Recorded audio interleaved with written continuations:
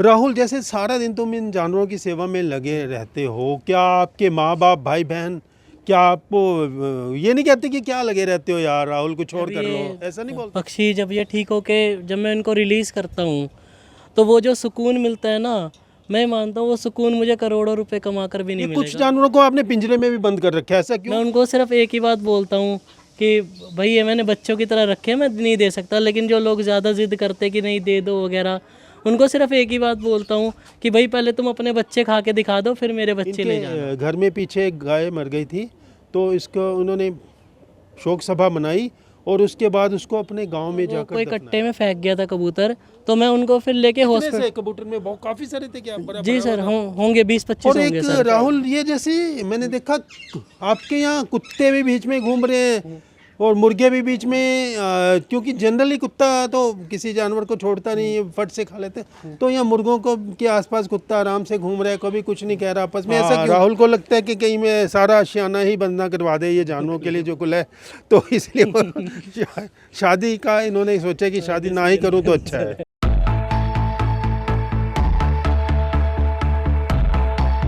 नमस्कार दोस्तों, डायनेमिक स्वामी exclusive talks YouTube channel पर आपका यह दोस्त कमलजीत सिंह आपका दिल से स्वागत करता है। दोस्तों, आपको पता ही है मैं बहुत ही विशिष्ट किस्म के व्यक्तियों से आपको समय समय पर मिलवाता रहा हूँ। आज एक बहुत ही अद्भुत नौजवान से हम आपको मिलवाने जा रहे हैं। युवावस्था में हर व्यक्ति को एक ही अभिलाषा होती है, मैं अपना कैरियर सेट करूँ, मैं ज़्यादा से ज़्यादा धन कमाऊँ।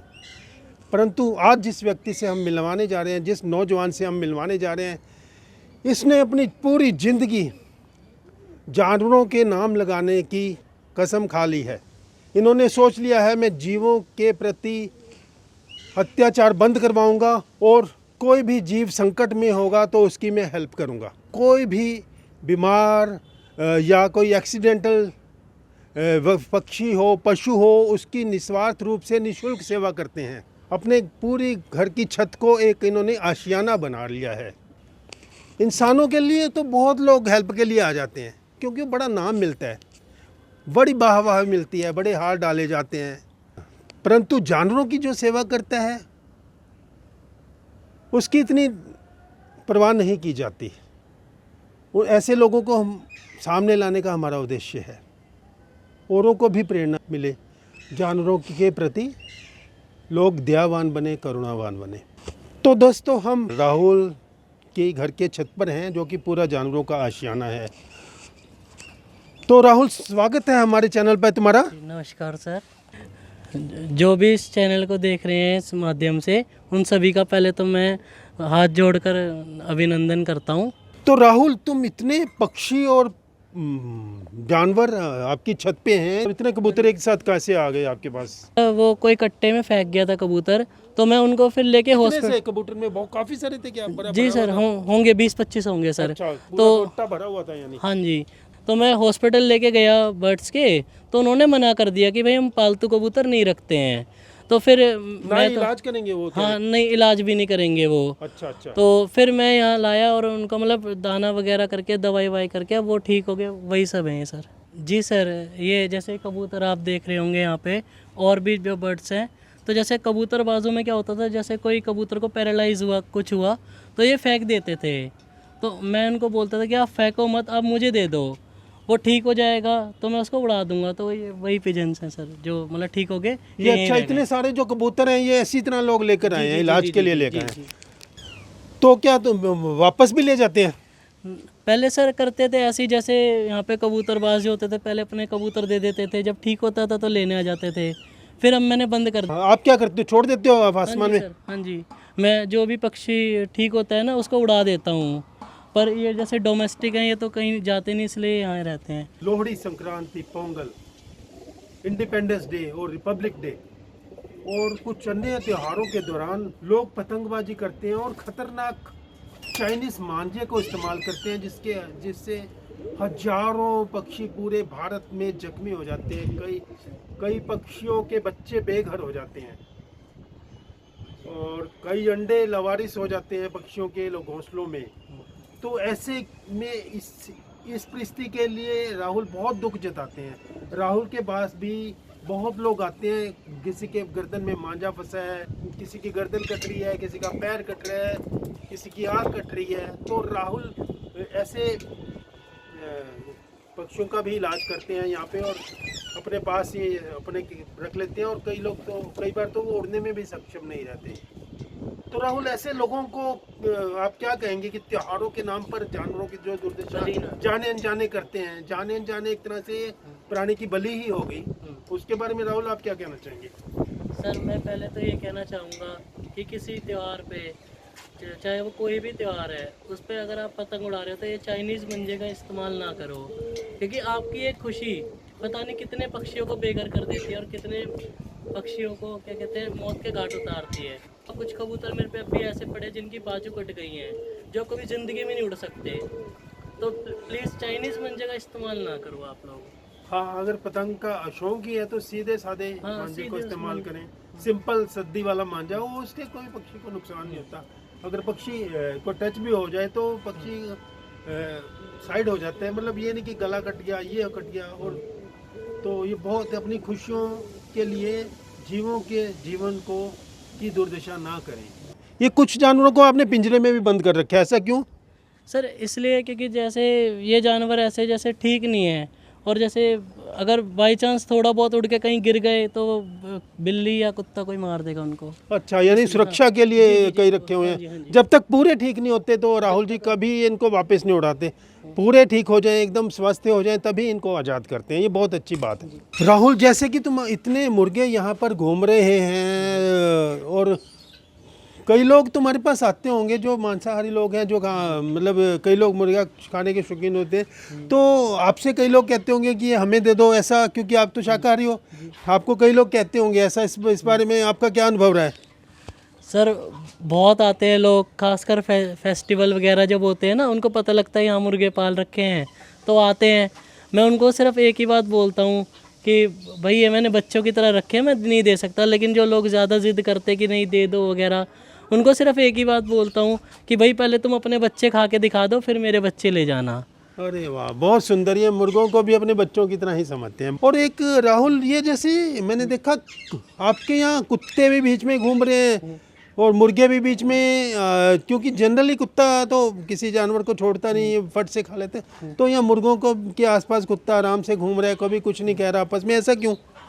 मेरे पास ये जो बुली है, फीमेल जो डॉग है, ये इनको एज अ फैमिली मेम्बर मानती है, तो इसलिए इनको ये कुछ नहीं कहती। बल्कि कोई इंसान आता है या कोई और आता है अनजान बंदा, तो उसको भौंकती है और बोलती है कि इनसे दूर रहो, इनको प्रोटेक्ट करती है वो। अच्छा, मतलब इनको खाने की बजाय वो प्रोटेक्ट करती है, सुन, क्योंकि अपने एक फैमिली की तरह ही ये बन जाते हैं। बहुत बढ़िया। राहुल, अक्सर देखा है लोग मतलब पक्षियों को बाजरा ही डालते हैं, या कई बार इतना बोरियों भर भर के बाजरा डालते हैं। क्या बाजरा डालना बहुत ज़्यादा ठीक है, या कुछ और उनको क्या खिलाना पिलाना चाहिए पक्षियों को जो लोग सेवा करने चाहते हैं? सर बाजरा ठीक है, आप सर्दी में डाल सकते हो, कोई दिक्कत नहीं है। और अगर गर्मी में डाल रहे हो और कोई ऑप्शन नहीं है, तो उस बाजरे को ना 2 या 3 घंटे पानी में भिगो दो, ताकि उसकी जो तासीर है वो चेंज हो जाए।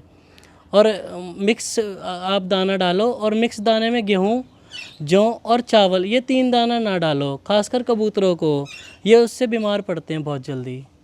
अच्छा, तो क्या डालें, बताओ आप, क्या डालना चाहिए? सर जैसे आप मेरे हाथ में देख सकते हो, चना है, मक्का है, और मिक्स दाल है, और बाजरा है, ये सब आप डाल सकते हो कबूतरों ये को। कबूतरों को भिगो के या ऐसे ही डाल दो, कोई दिक्कत नहीं? ये गर्मियों में तो आप भिगो के डालो तो बहुत बढ़िया है, और सर्दियों में तो वैसे भी डाल सकते हो आप। अच्छा। हाँ, तो राहुल, इतना जब तुम पैसे भी किसी से नहीं लेते, इतना इलाज करते हो सुबह शाम, और तो इसका खर्चा कैसे निकालते हो? सर पहले तो थोड़ी सी मुश्किल होती थी, और वही है कि किससे मांगे, मम्मी से भी मांगने में शर्म आती थी।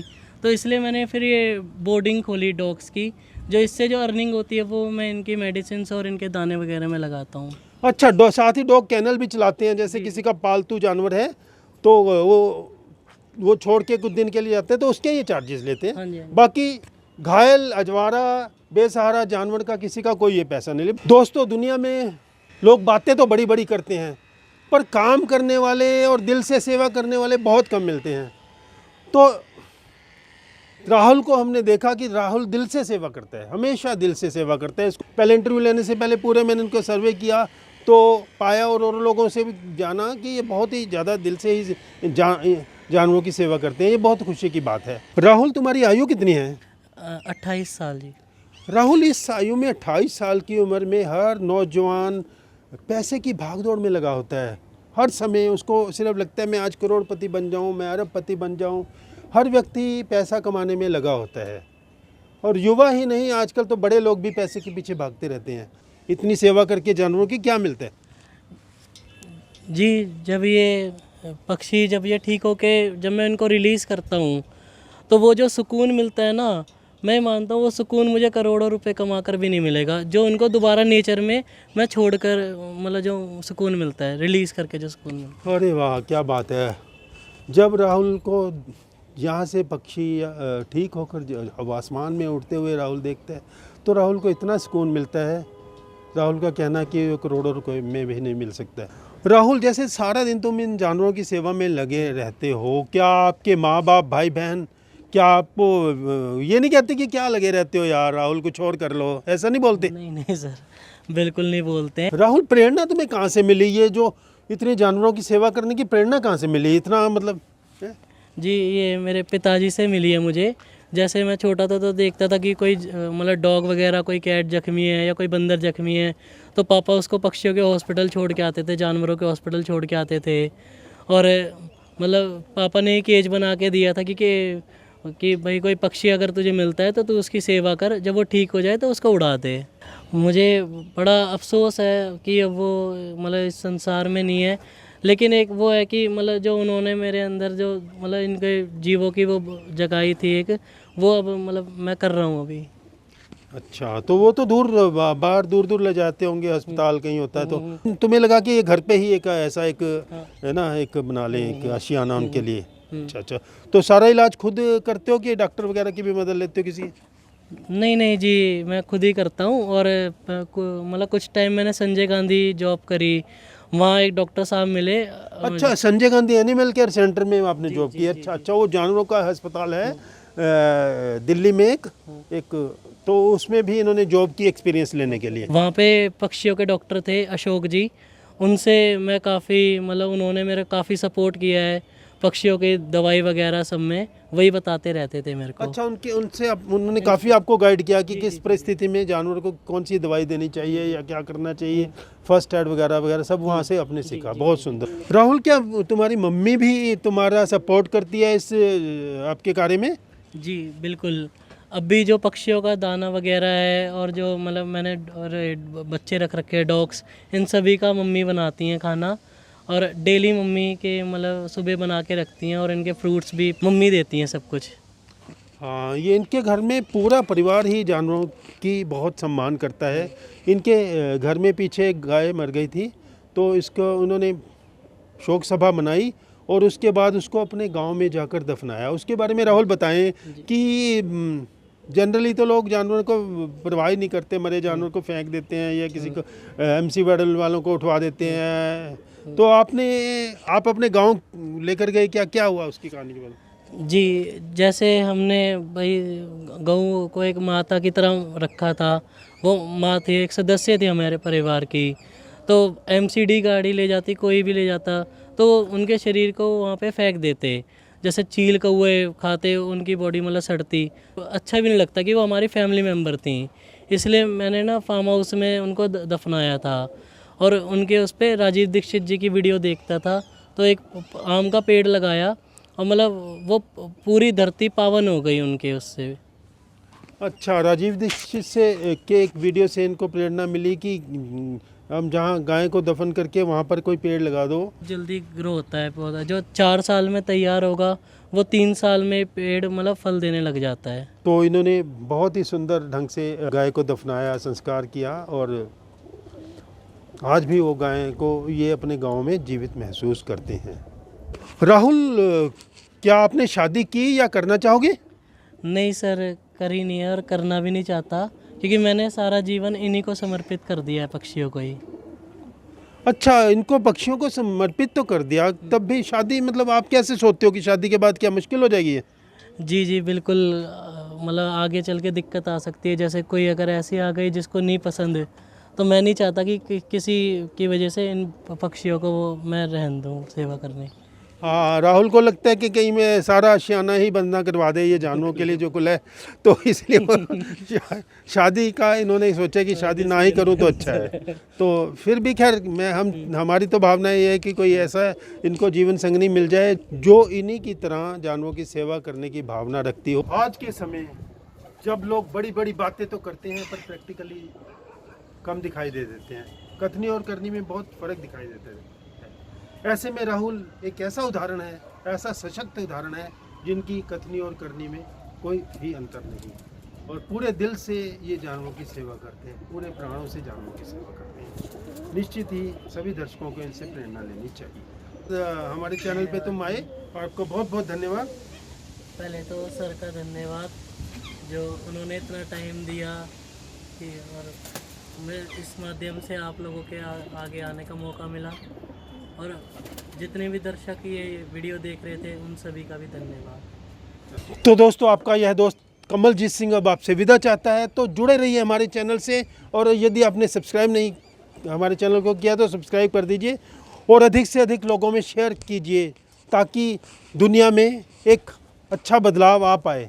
धन्यवाद दोस्तों।